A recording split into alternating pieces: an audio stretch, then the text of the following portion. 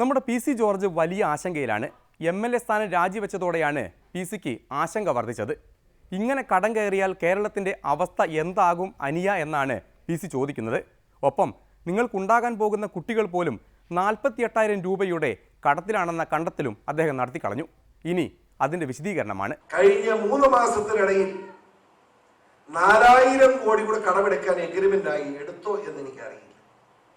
അങ്ങനെ വരും 77 4 81, അതായത് 4.5 കൊല്ലം കൊണ്ട് 81,000 കോടി രൂപ പൊതു കടമുണ്ടാക്കിയിരിക്കുന്നു ഉമ്മൻചാണ്ടിയും മാണിയും ചേർന്നു. അതിന്റെ അർത്ഥം 82, 81, 163, 1,63,000 കോടി രൂപയുടെ കടക്കാരായി ഈ കേരള സംസ്ഥാനത്തെ മാറ്റിയിരിക്കുന്നു. നിങ്ങൾ ആലോചിക്കും, എവിടെ പോയി നിൽക്കും? അതായത് ഇവിടെ ഇരിക്കുകയാണ് സന്തോഷമായിട്ട്, കേട്ടോ, ഇരുന്നോ, കുഴപ്പമൊന്നുമില്ല. എനിക്ക് ചിരി വരുന്നുണ്ട്. എന്താണെന്നറിയാമോ? നിങ്ങൾ എത്ര രൂപ കടക്കാരാന്നറിയാമോ?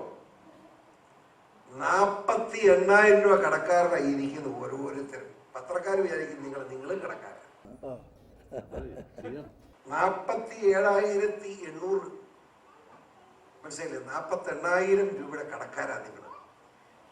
ഇവിടെ പെണ്ണ് കെട്ടാത്ത പിള്ളേർ ഇവിടെ ഇരിപ്പുണ്ടെന്ന് എനിക്ക് തോന്നുന്നു. എന്താ പറയാ, കല്യാണം കഴിച്ചോ? ഇല്ല, നിങ്ങൾക്കുണ്ടാകാൻ പോകുന്ന മക്കളും 48,000 രൂപ കടക്കാരാ. മതിയോ? പെണ്ണ് കെട്ടിയിട്ടില്ല, ഇനി കെട്ടിക്കഴിയുമ്പോ വരാൻ പോന്നാ. എവിടെ പോയി നിൽക്കും? നിങ്ങൾ ആരെങ്കിലും വല്ലതും മേടിച്ചോ? നിങ്ങൾക്ക് വല്ലതും കിട്ടിയോ? ആലോചിച്ച് നമ്മൾ ചിന്തിക്കേണ്ട ഒരു കാര്യമുണ്ട്. ഈ കടം മേടിച്ച് പണം എവിടെ, ഇതെവിടെ ചെലവഴിച്ചു? ഇത് പറയണ്ടേ ഉമ്മൻചാണ്ടി മാണി? എനിക്ക് മനസ്സിലാവുന്നില്ല. ഞാൻ ഒരു പൈസയും മേടിച്ചിട്ടില്ല. എവിടുന്ന് ആര് മേടിച്ച് പണം? ഇത് എവിടെ പോയി കണ്ടെത്തണ്ടേ? ഇവിടെ മാത്രമല്ലേ ഈ പ്രശ്നമുള്ളൂ എന്നുകൂടി പി സി ചോദിക്കുമ്പോൾ ആശങ്ക വീണ്ടും വർദ്ധിക്കുകയാണ്. തൊട്ടടുത്ത് അമ്മ ഭരിക്കുന്നിടത്ത് ഒരു പ്രശ്നവുമില്ല. അമ്മ ഹോട്ടൽ, അമ്മ വെള്ളം, എല്ലാം സുഭിക്ഷം. തമിഴ്നാടിൽ ജയലളിത അമ്മ ഹോട്ടൽ എത്ര രൂപ ഒരു നേരത്തെ ഊണിന്? 5 രൂപ. 5 രൂപയ്ക്ക് സുഭിക്ഷമായ ഭക്ഷണം. അമ്മ വെള്ളം 2 രൂപ ഒരു കുപ്പി. അമ്മ സിമെന്റ് 100 രൂപ. അമ്മ ഇഡ്ഡലി രാവിലെ കാപ്പുടി 5 രൂപ കൊടുത്ത സുഭിക്ഷമായ അമ്മയുടെ ഭക്ഷണം. അവിടുത്തെ എല്ലാ പഠിക്കുന്ന പെൺകുട്ടികൾക്കും സൈക്കിള് ഫ്രീ. BPL-കാർക്ക് ഇപ്പൊ പുതിയതായിട്ട് മോപ്പഡ് എല്ലാം. കോളേജിൽ പഠിക്കുന്ന പിള്ളേർക്കെല്ലാം ലാപ്ടോപ്പ് ഫ്രീ. വീടുകളിലെല്ലാം TV നേരത്തെ ഫ്രീ കൊടുത്തു. ഈയിടെ ജയിലിൽ പോകാതെ അമ്മ രക്ഷപ്പെട്ടു വന്നപ്പോൾ ഉള്ള സന്തോഷം, നേർച്ച, ഒരു ഗ്രൈൻഡർ, ഒരു മിക്സി, ഒരു ഫാൻ, 3 എണ്ണം ഒരുമിച്ച് എല്ലാ വീട്ടിലും കൊടുക്കണം. ഇതെല്ലാം കൊടുത്തിട്ടും അവിടെ അരി വില 1 രൂപ. 1 രൂപയ്ക്ക് അരി. ഇവിടെ ഇതൊന്നും ഇല്ല. അരി വില 44. ഇതെന്താ?